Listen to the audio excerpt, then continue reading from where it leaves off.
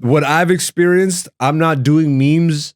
You know, I'm not doing generic content. I'm not posting every 5 seconds. I'm not putting a wig and a dress on, shucking and jiving for massa, trying to fucking get some followers and views.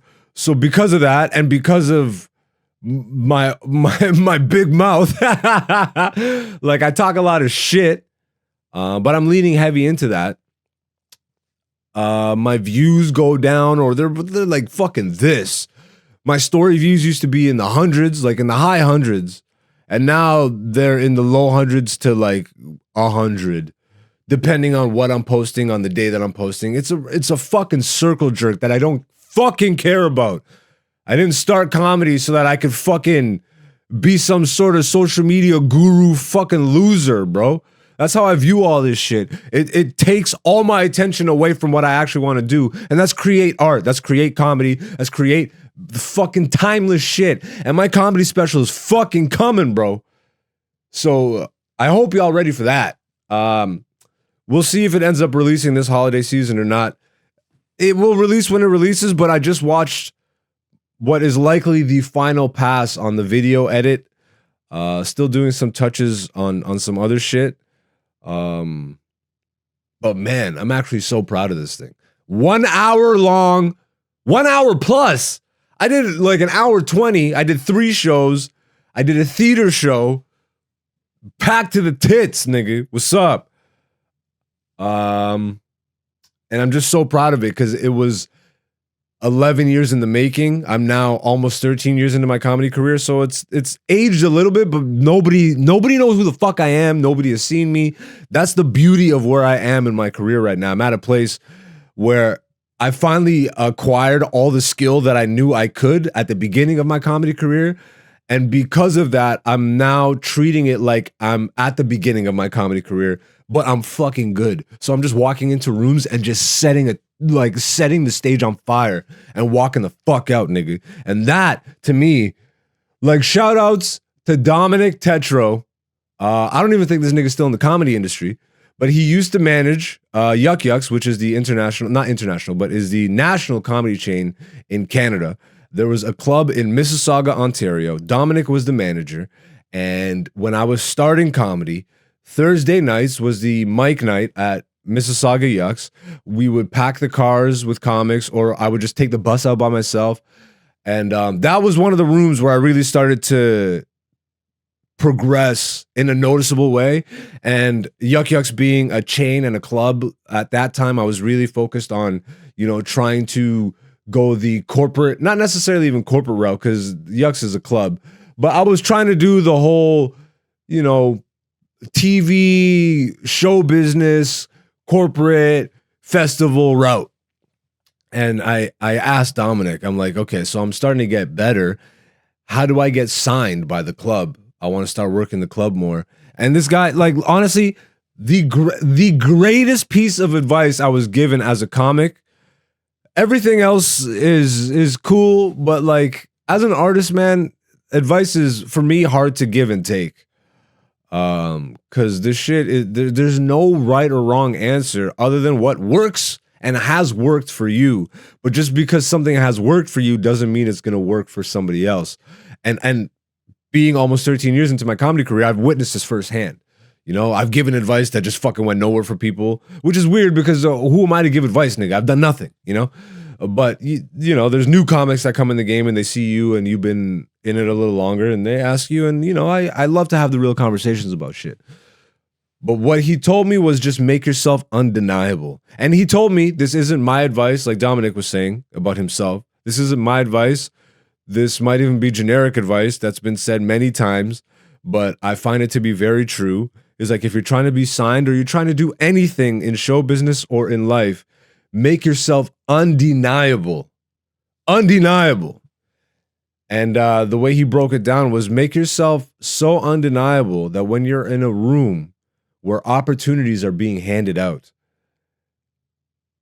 be so undeniable that if an opportunity is not thrown your way, it's so obviously nothing to do with you and your skill level. It's obviously whoever's handing out the opportunities. Once I was given that advice, I swear to God, this might be like 3 to 5 years into my 13-year comedy career. It was the first time since I had started comedy that I actually sat back and just took a deep breath and I relaxed myself. And because at that time, I still am this nigga's top 5 rappers of all time, but not just because of his music. And you guys, again, if you're the beautiful people of this podcast, you've heard me talk about this musician before. This Nipsey Hussle. Life is a marathon, bro. Whatever you do in life, be comfortable with planting 10 toes in the ground and just fucking being patient with that shit.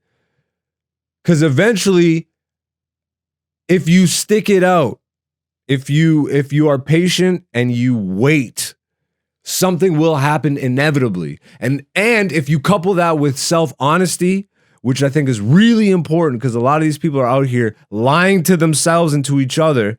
You got to be really self-honest. And that doesn't mean be overly critical. You should be critical, but not to the point where you're detrimental to yourself and you're giving yourself anxiety and all this shit. No, be honest with yourself. Mark progression honestly. And for me, I'm speaking for comedy, but this obviously is for any art form. But in terms of comedy specifically, how do I want to say this? Just define your terms, know what you want to get out of it, know what you're willing to do and not do, and understand that regardless of whatever show business tells you, regardless of whatever accolades you could achieve through the industry or independently, understand that ultimately for comedy, again, I'm speaking comedy, the main objective is to be funny, and the actual true mark of how funny you are is not credits or I did this show or I'm with this club or I'm whatever the fuck. It's the audience. You will be quickly told how good you are, quickly, by the fucking reactions. And going back to that piece of advice, make yourself undeniable. I'm so grateful that I've brought myself to this place. Thanks to that piece of advice and Nipsey Hussle's marathon mentality, like literally that shit changed my whole perception of shit. I love the fact that patience has awarded me such great skill. I'm not judging myself by any other measure other than what the fuck my self-honesty tells me, and my self-honesty in terms of comedy is guided by audience reaction, industry, opportunity, all this shit. But less so industry and more so audience. And over time, when I tell you I started 13 years ago almost, and I've been using the stage name Black Zeus from day one, and how goofy that fucking was, and I was a shit comic for years, not even realizing that I was setting myself even further behind because I was using a stage name in a day and age where nobody uses that. Black Zeus of all names, how fucking ridiculous. But now I've built that to a reputable, respectable, from audiences, at least in Toronto and the Southern Ontario comedy scene, because that's where I've been mostly, but now it's time to fucking go worldwide, baby. But from here, if you see my name on a poster, you're getting your fucking money's worth. And from the comic side, and this is how I operate mentally, you're either shitting your pants or you're motivated to work harder. I've built myself to that place. And I only got here because that's how I came up. I would go to Nubian show and watch comedians like Trix destroy so hard that I've never even witnessed in person before. And I would have to go up after this. Destroy so hard that niggas are slapping the wall, slapping the tables and shit. It was like Def Comedy Jam. Shit I've never witnessed firsthand until then. And then all of a sudden, you have to come up and do your shit. And I ate shit, bro, until All of a sudden, now the audience is coming up to me after every goddamn show telling me I'm their favorite. I was the best of the night, this and that. And it's not even like I'm looking to be told that I'm the best of the night, because that's also kind of weird, because then you're kind of putting down the other acts. But at the same time, I'm not going to turn it down because that's what you want to say, nigga. And based off that alone, lets me know I'm doing my job right. Lets me know that I fucking know comedy in and out, bro. What's up, beautiful people? Thank you for watching this. If you like that, make sure you hit the subscribe button and the notification button. We got new podcast episodes every Wednesday, comedy clips and segment clips throughout the week. Follow me. I'm aka Black Zeus on all social media. Dante is Person1Prod. And, stay beautiful. Peace, peace.